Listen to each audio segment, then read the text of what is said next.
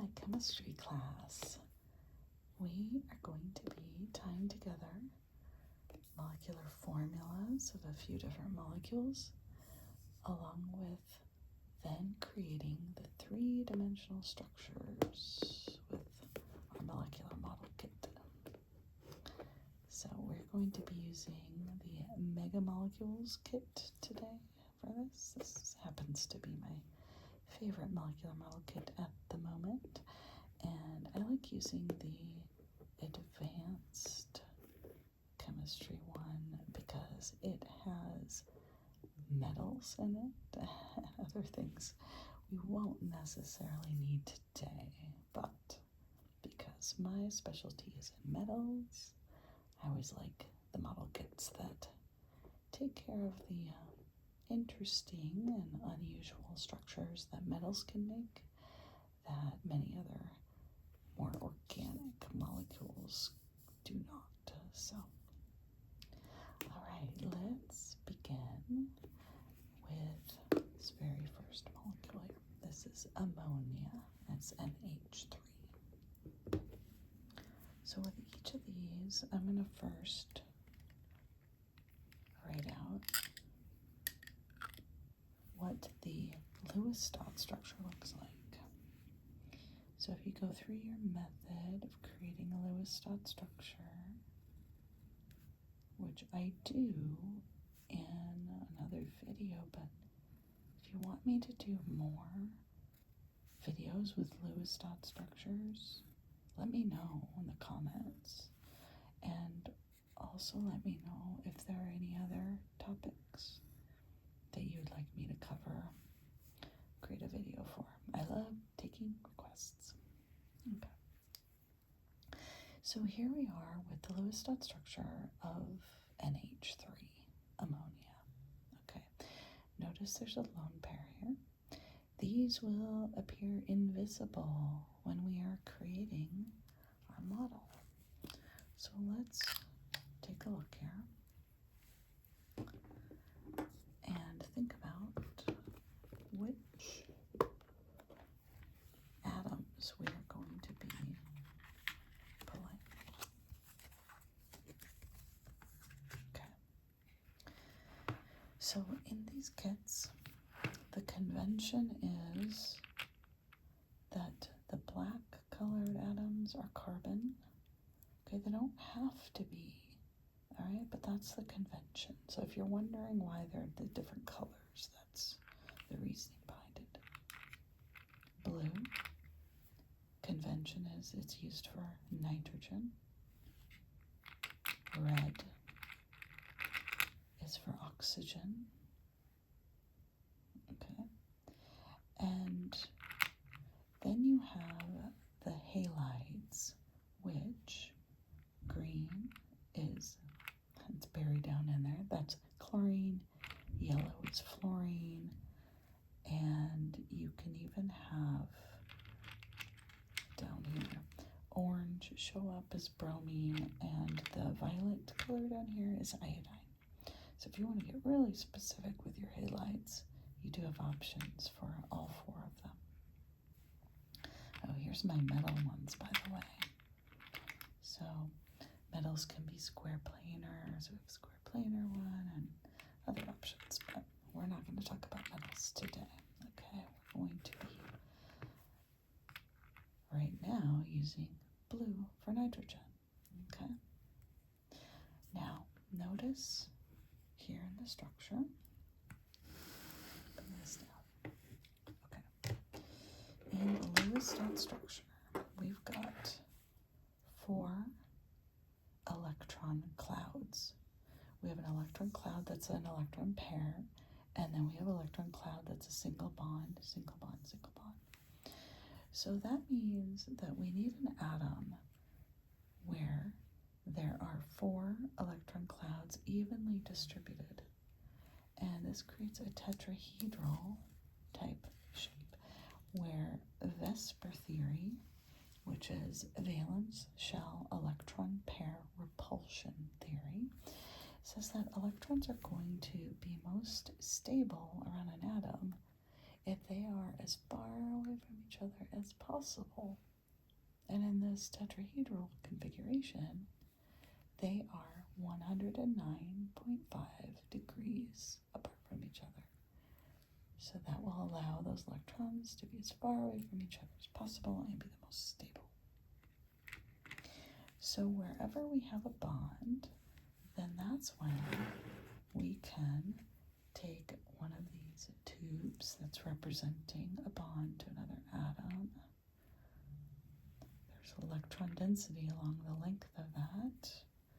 But this is how we connect two atoms together. White, I did not mention, that is conventionally hydrogen. So right here we've created a nitrogen-hydrogen bond, and we will do that a total of 3 times for each one of those nitrogen-hydrogen bonds. Okay. And then recall that this lone pair does take up space here, okay? But we're not creating any kind of bond there, so we can just leave that one empty. And there is our ammonia molecule. Okay, so notice how it's not flat. So when I turn on its side, you see that it is a pyramid. Okay, so it is a triangular pyramid type structure. Right?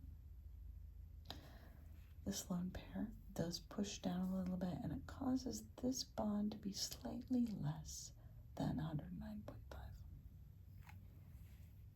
Okay.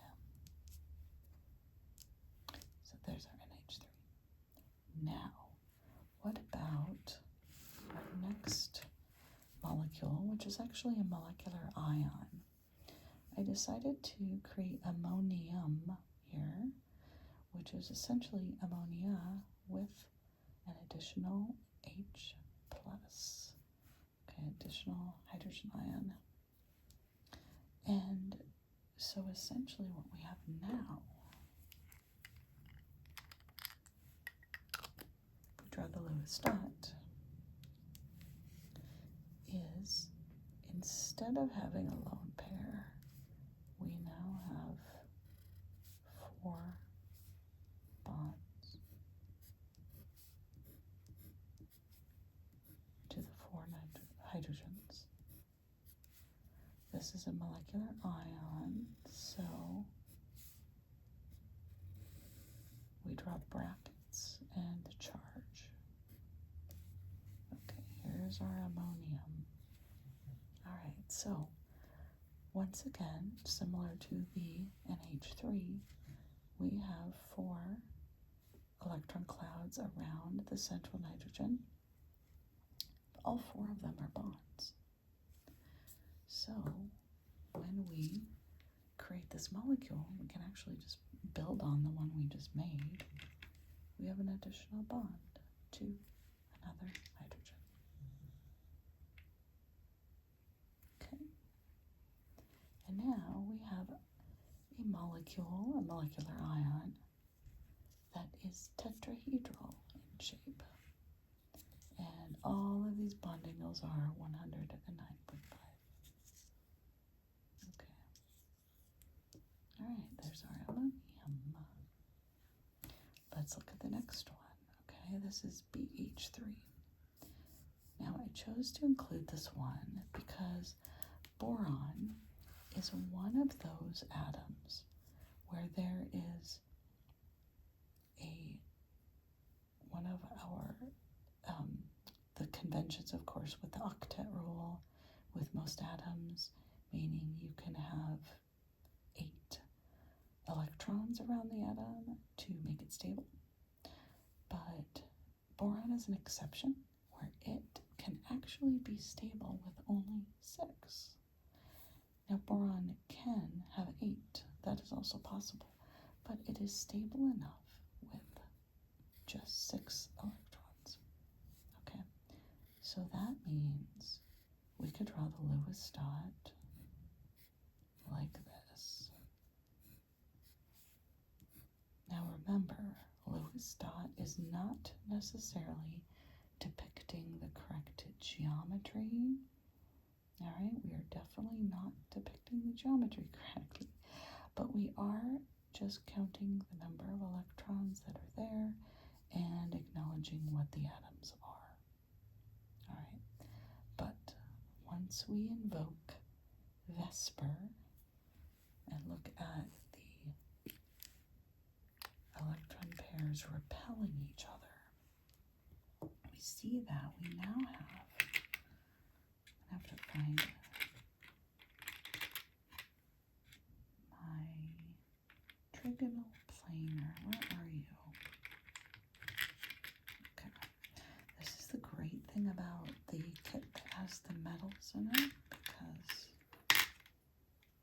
okay, sorry, off to the side, like digging through here. Okay.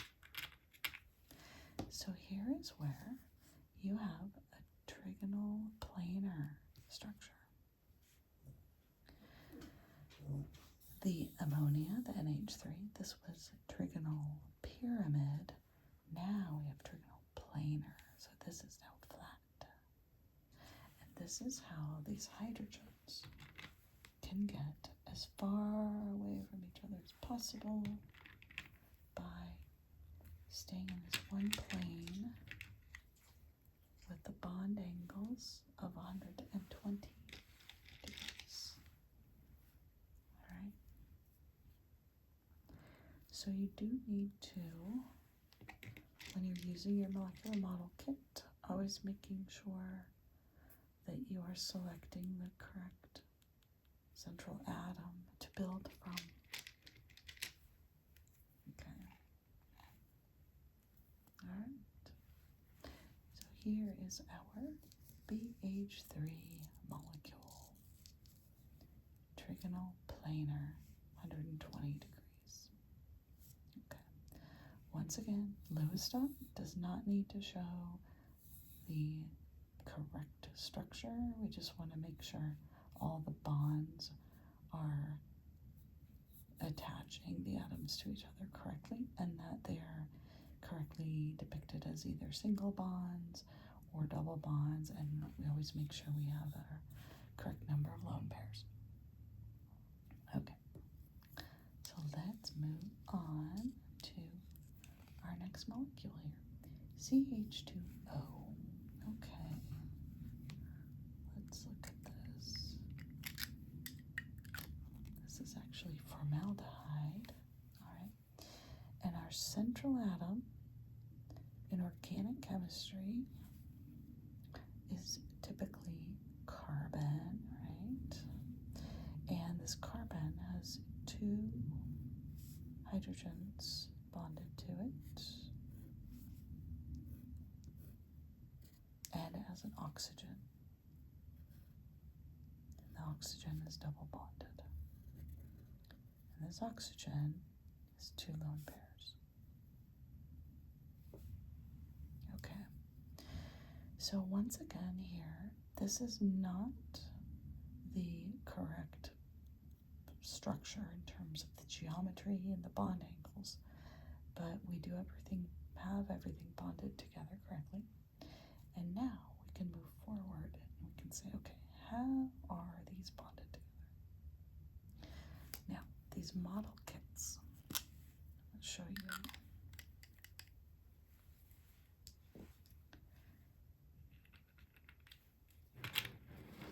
All right, so let's take a look at this carbon.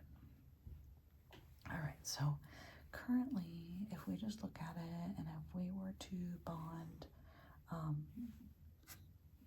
such as we did with the ammonium here, and we just had single bonds coming out, it would be tetrahedral shape, okay? But in these model kits, we can actually use this atom that currently looks to be tetrahedral, but we can create the correct structure with this double bond here. And let me show you how you do that. So in these kits, and this is true for many of them, not just this one, we have bonds that are longer than others. So notice the different lengths. Okay, there's this one, and this one. Okay. So this allows us to create multiple bonds, such as a double bond that we're about to create now. All right, so I typically use these ones that are already curved. You can tell I've used them before for this purpose because they kind of stayed a little bit curved. Okay, so I'm going to use these two for the double bond to the oxygen, and I'm going to use these shorter ones for the single bonds to the hydrogens. Maybe this is better focus here. Short ones and long ones. So let's take a look and see how this works. Let's start with the single bonds to the hydrogens. Put these on.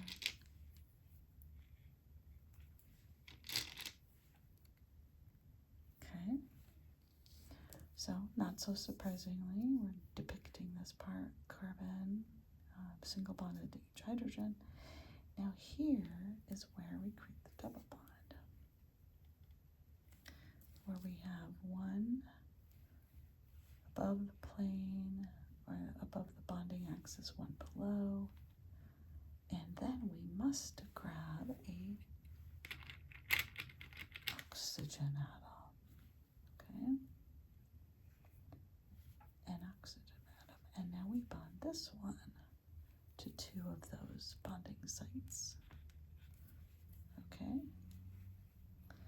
And there we are. These are just depicting where those lone pairs are. And you can think of these as, these bonds here, as there is electron density between the two bonds, but we're not showing that with the model kit. But we are showing that there's electron density above and below the bonding axis, which is a pi bond. Okay, so that helps us see that. And we have our formaldehyde structure, okay? So just like with the boron trihydride, where it was 120 degrees, once again we have 120 degrees around this carbon here. Now I haven't been talking about hybridization because I'm focusing on just VSEPR theory and what the structures are and using the model kit. But if you are curious about that, so far we have talked about these two being sp3 hybridized, and these two are sp2 hybridized for the central atom, boron and carbon. Okay, so let's move on to CO2, carbon dioxide. Alright, so let's draw the structure first. The Lewis dot structure, I mean, which in this case does end up to be consistent with the geometrical structure. So for CO2, carbon dioxide, carbon central atom. Wow, I do that a lot longer. I didn't mean to do that. Looks like it's an asymmetric stretching vibrational mode. If any of you who are familiar with that might recognize that terminology. If not, don't worry about it. Okay. All right. So here we've got carbon once again. So let's grab carbon as our central atom. And here we are going to once again get two of the longer bonds that are more bendable for this side, for that double bond, and two for this side. oxygen's ready. Got one here. And one here. Okay. So here we go with carbon, double bond, one side. Create that. Get the oxygen bonded on there.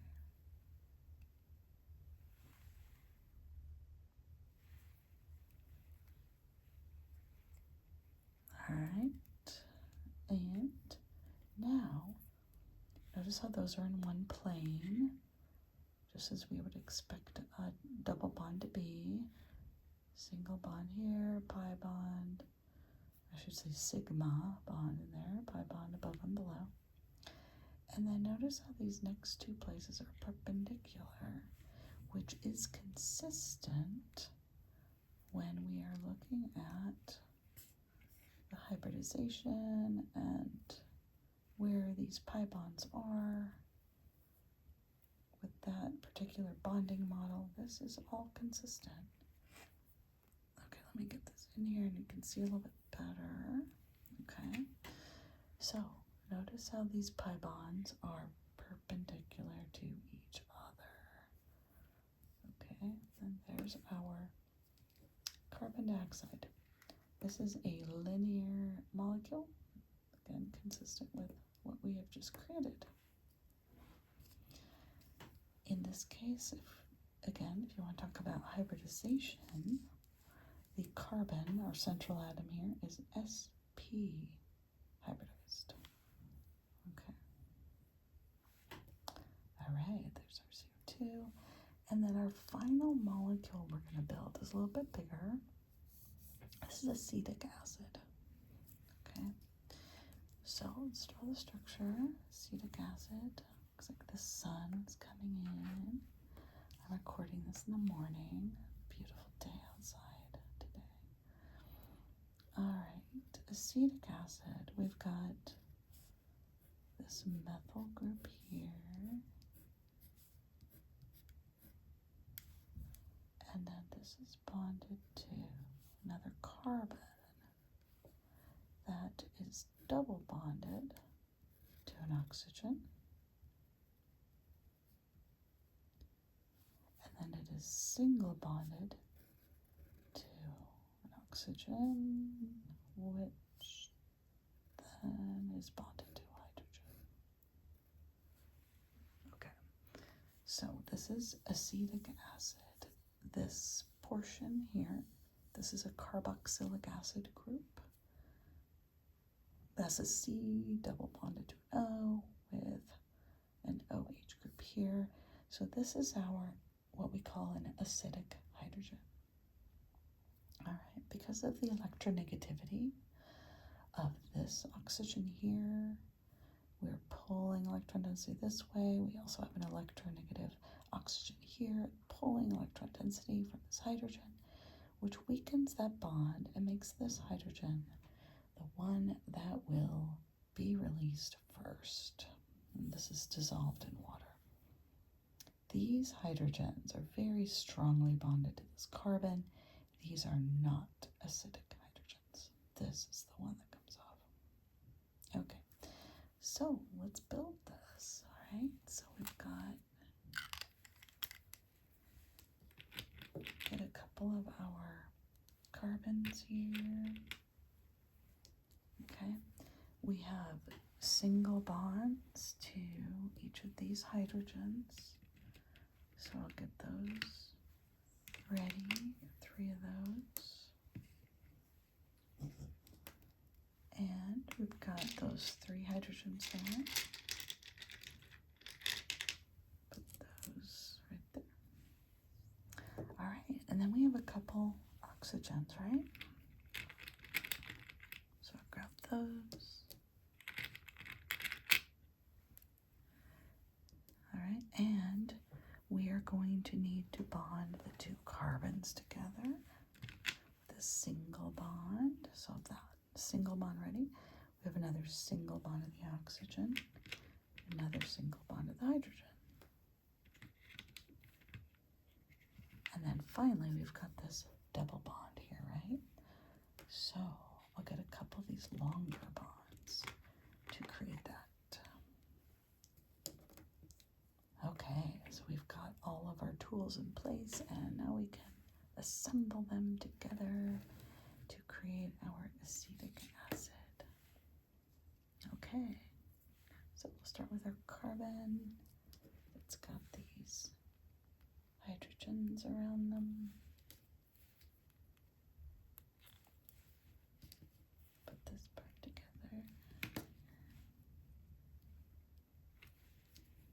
Hydrogen, hydrogen, hydrogen. Okay, there's what we call our methyl group. And then we will single bond this to this carbon. Okay. And now this carbon is double bonded to this oxygen. So just like we did before, I'll take these longer bonds, and they're going to get curved over and bonded to one of these oxygens. Get in there. Okay.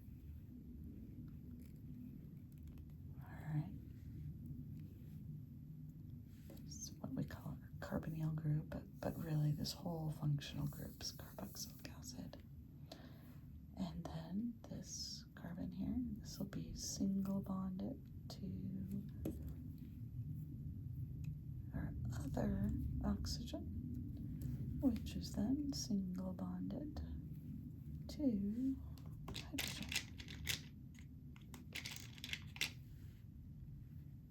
All right. And notice these two lone pairs, we see those depicted by where we did not create a bond. Same with these two lone pairs, they're there. Okay. But here is our structure. So you can really see here how this three-dimensional structure of this acetic acid is quite different from how it's shown when we draw the Lewis dot in these two dimensions, right? Quite different. So it is a very powerful tool to be able to use these molecular model kits and really see what are these structures, what are the bond angles, and also where rotation can occur, like how this hydrogen can rotate around this bond here. Okay, but meanwhile, when you have pi bonds, these can't rotate. It's much more rigid. So it allows you to see things like that, as well as these bond angles.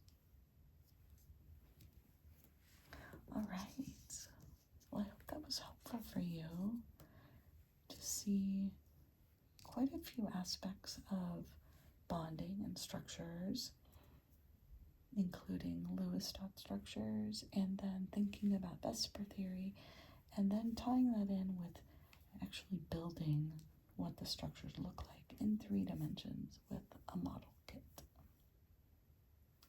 So let me know if this was helpful, and let me know if there's anything else I can do to help you in your chemistry studies. Please do share this channel with anyone you think would benefit from this slow, methodical, very mellow way of teaching. It's, I guess you can, well, I call the channel ASMR Chemistry, right? So it's definitely in that realm. But one of my main goals is this, beyond being in the more ASMR style, is to be able to teach very clearly and slowly, which is in contrast to many places which try to just wow and overwhelm people, and with an eye towards the idea that people don't have very long attention spans. And I'm doing pretty much the opposite of that. So even if you do have a short attention span and your mind wanders away, you can always come back, right? So I'm here for you. This is my style. I like doing it this way. It's very enjoyable for me as well. So thank you so much. Please do consider subscribing to my channel. Helps me a lot, and liking it helps, and all that good stuff. So I really, really appreciate it. All right, once again, let me know if you have any requests. Put them in the chat, and I always read all the messages. I always respond, and I appreciate all of you. Thank you, and I will see you in the next video.